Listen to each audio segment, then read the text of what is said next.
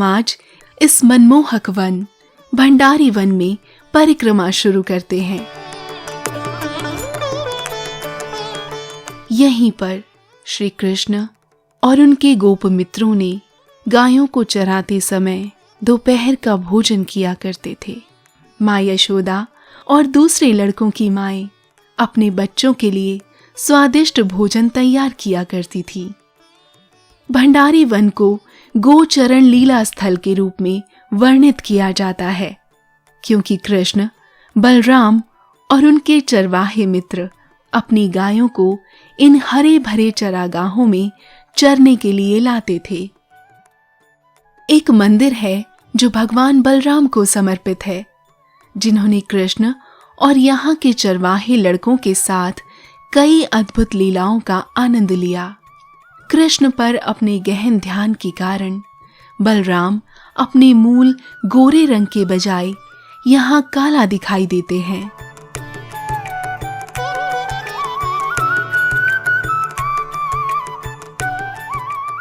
एक बार जब कृष्ण, बलराम और गोपियों ने दोपहर के भोजन का आनंद लिया, तो यमुना के दूसरे किनारे पर जंगल में गहरी रसदार हरी घासों से आकर्षित होकर उनकी गायें भटक गई।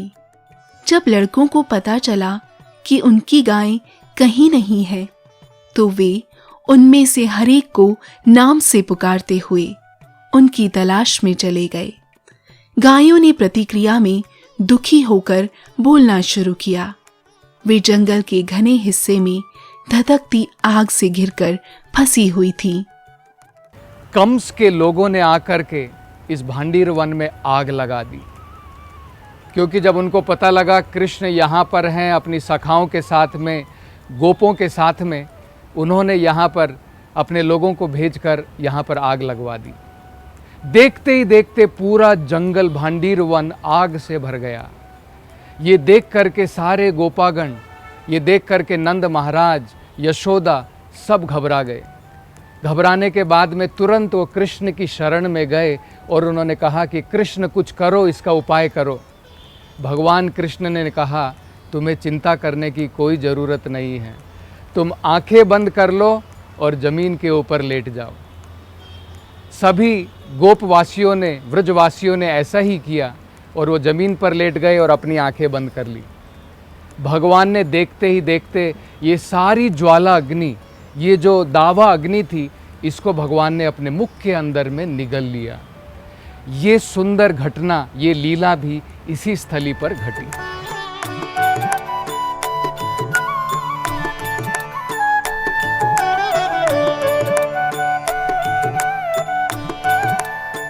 भांडीर वन भगवान राधा और कृष्ण उनके गांधर्व विवाह के लिए भी प्रसिद्ध है। यह वही स्थान है जहाँ पर स्वयं ब्रह्मा जी ने राधा और कृष्णा उनका विवाह रचाया और स्वयं पुरोहित के रूप में ब्रह्मा जी ने ये कार्य संपन्न किया। आज भी हम यहाँ पर इस मंदिर में राधा कृष्णा उनका विवाह और किस प्रकार से ब्रह्मा जी इसका आयोजन कर रहे हैं उसके दर्शन कर सकते हैं।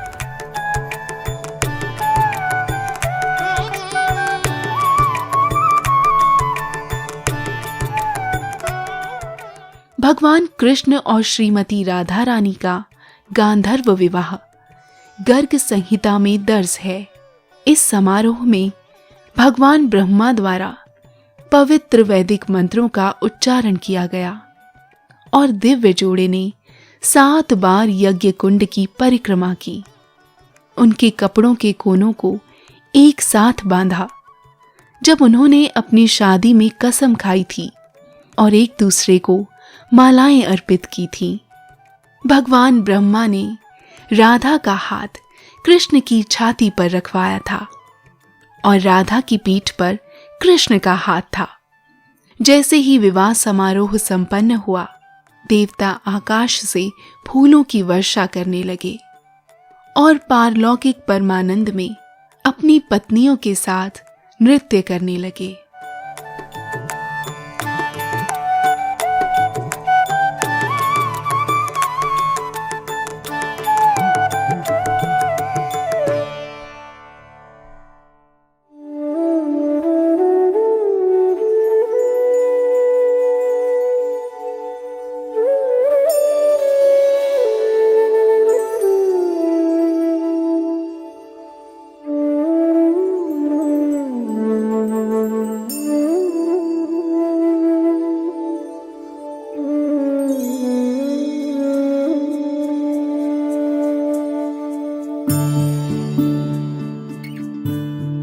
इस वंशी वट की इतनी महानता है।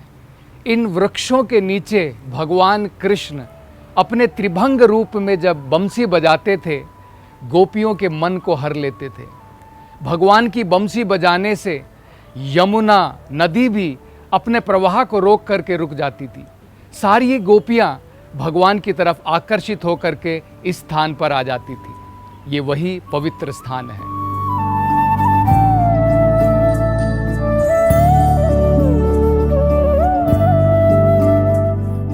श्रीमान रास रसारंभी वंशी वट तटस्थिताः वेणुर्कर्षण स्वनेर गोपीर गोपीनाथ नमो नमः। ऐसा बताया जाता है, वंशी वट में इन्हीं वृक्षों के नीचे भगवान कृष्ण जब अपनी त्रिभंगा रूप में खड़े होते थे और अपनी बंसी बजाते थे, गोपीनाथ नमो नमः, सभी गोपियों को अपनी तरफ यहाँ पर आकर्षित करते थे।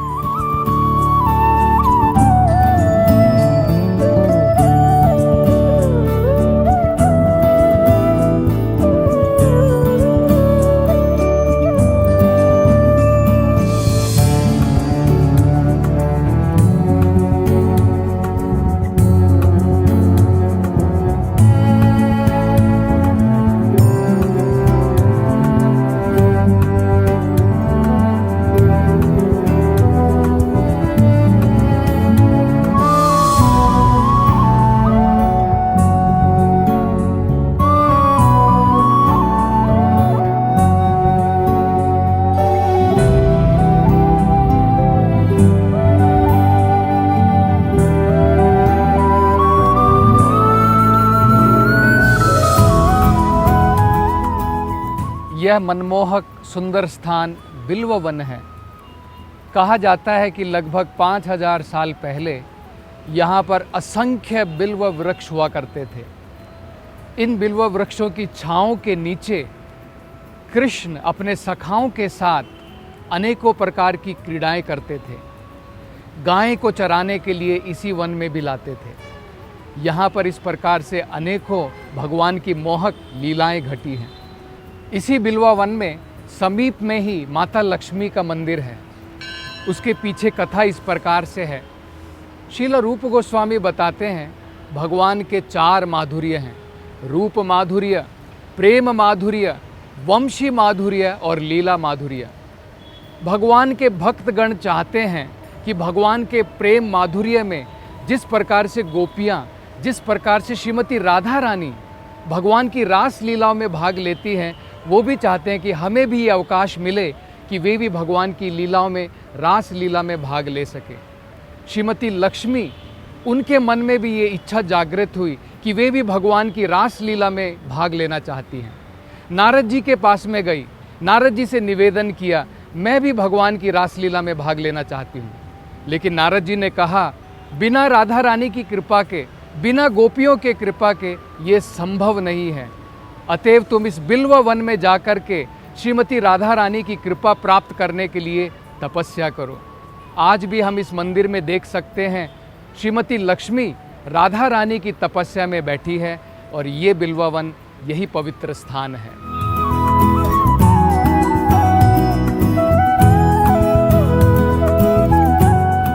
श्रीमद् भागवत में नागपत्नी प्रार्थना करते हुए कहती हैं, तव अंग्री रेणुम स्पर्शदि कालः यद वांछया श्रीललना आचरति तपः।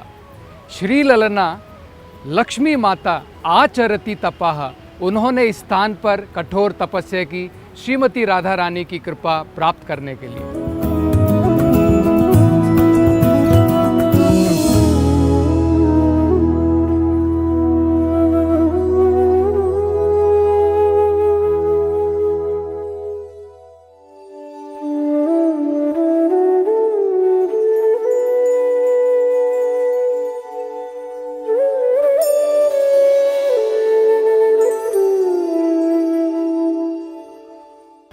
गोपेश्वर महादेव की कथा इस प्रकार से बताई जाती है। एक बार शिव भगवान वो चाहते थे कि मैं भी भगवान कृष्ण की रास लीला में भाग लूं, क्योंकि भगवान की प्रेम माधुर्य रास लीला अत्यंत महान है। लेकिन उस रूप में, उस शरीर में वो भगवान की इन लीलाओं में भाग नहीं ले सके। पौर्णमासी के कहने पर उन्होंने मान सरोवर में जाकर के स्नान किया। स्नान करने के उपरांत उन्हें गोपी का रूप मिला और उनका नाम पड़ा गोपीश्वर। उसके बाद में वो रास लीला में भाग लेने के लिए गई। गोपीश्वर के रूप में ये गोपी, जब बाकी गोपियों ने देखा कि ये कोई नई गोपी है, ये हमारी टोली की गोपी नहीं है, तुरंत उनको पहचान लिया और दोबारा जो है उन्हें भगवान की रासलीला में भाग लेने का अवसर नहीं मिला। तब पौर्णमासी के कहने पर शिव भगवान इस गोपेश्वर मंदिर में एक संरक्षक के रूप में, भगवान की रासलीला और इस व्रज धाम के संरक्षक के रूप में यहाँ पर मौजूद हैं। सुनो सुनो सावरे की बंसी है बाजी, सुनो सुनो सावरे की बंसी है बाजी। मान सरोवर के एक किनारे पर श्रीमती राधा रानी का सुंदर मंदिर है। शरत ऋतु में जब राधा रानी ने देखा कि कृष्ण दूसरी गोपियों के साथ में रास रचा रहे हैं रासस्थली पर, श्रीमती राधा रानी नाराज हो गई, अत्यंत दुखी हो गई। सुनो सुनो सावरे की बंसी है बाजी, नैनों से धार धार कजरा। वो उस स्थान को छोड़ करके यमुना पार करके इस स्थान पर आई। इस स्थान पर बैठकर उन्होंने विलाप किया। उनकी आंखों से जो अश्रु बहे, उसी से ये मान सरोवर बना। कृष्ण राधा रानी को ढूंढते ढूंढते इस जगह पर आए और उन्होंने अनेकों प्रयास किए कि श्रीमती राधा रानी मान जाएं, लेकिन उन्होंने अपना मान नहीं तोड़ा। अंत में कृष्ण ने अपनी वेणु उनके चरणों पर टिका दी, अपना शीश झुका करके माफ़ी मांगी, तब जा कर के श्रीमती राधा रानी ने अपना मान तोड़ा। इसलिए इस सरोवर का नाम मान सरोवर पड़ा।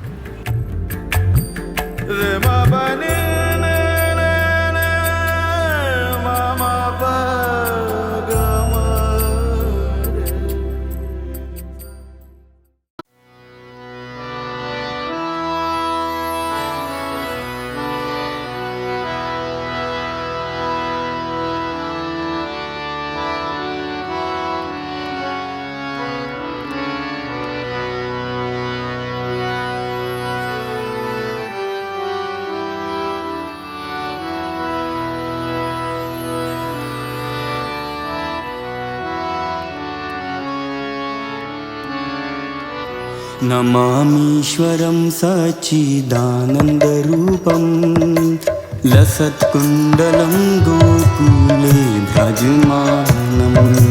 नमामीश्वरं सच्चिदानन्दरूपं लसत्कुण्डलं गोकुले भ्राजमानं।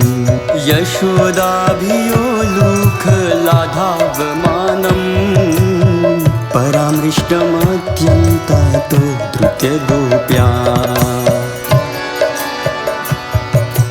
रुदन्तं गुरुनेत्रयुग्मं मृजन्तं कराम्भोजयुग्मेन सातङ्कनेत्रं।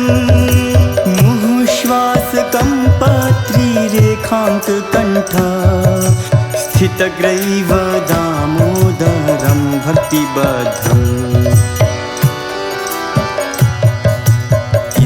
दृक्स्वलीलाभिरानन्दकुण्डे स्वघोषं निमज्जन्तं आख्यापयन्तं। त्वदीयेशित्यग्निषु भक्तर्जितत्वं पुनः प्रेमतस्तं शतावृत्तिवन्दे।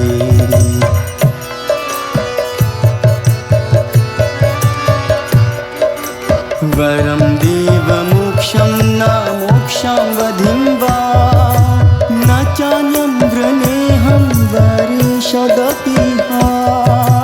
इदं तेव पुरनाथ गोपालबालं सदा मे मनस्याविरास्तं किमङ्गे।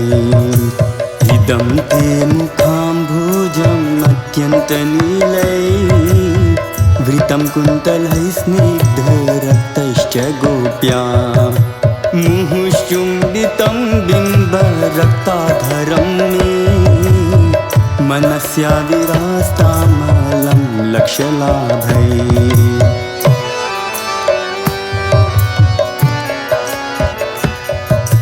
नमो देव दामोदरानन्त विष्णो प्रसीद प्रभो दुःखजलाभिमग्नं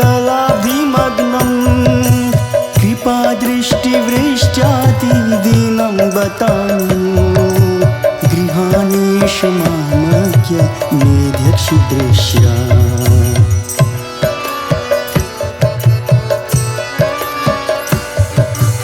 कुबेरात्मजो बद्धमूर्तिव यद्वा त्वया मोचितौ भक्तिभाजौ कृतौ च तथा प्रेम भक्तिं स्वकाम्य प्रयच्छ न मोक्षे गृहो मेऽस्ति दामोदरेह